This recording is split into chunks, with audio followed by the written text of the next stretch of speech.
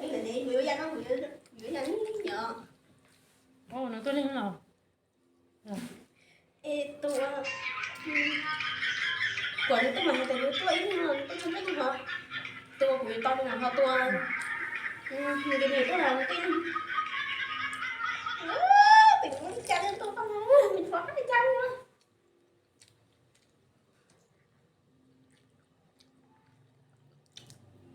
Cô sao đã tỉnh qua thả thuế từ thả tuần hôm qua. Áo thục lên tuần rồi này. Ý tôi mà tôi nhắn tin nó đi. Thế có tôi nhắn tin chẳng nhắn tin nó sắp tuổi.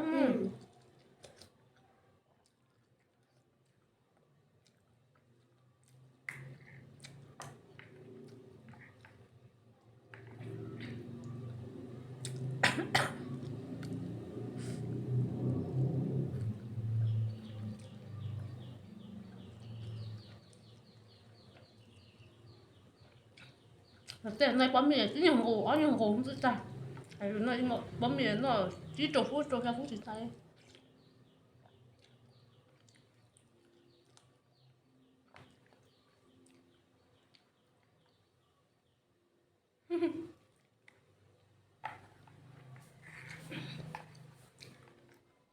Ai rồi cũng sẽ cho.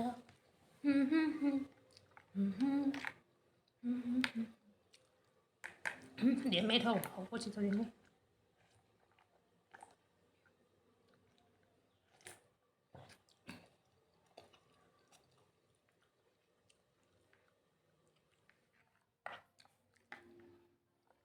Rồi từ từ thiên lý trí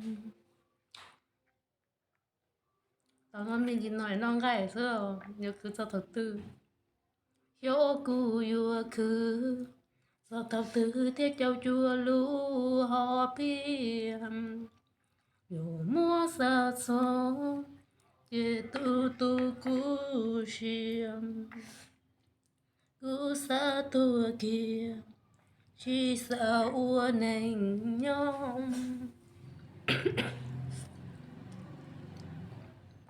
đó là Cô có tin nhắn tôi của chị em ơi đưa chị đi chơi đi nào.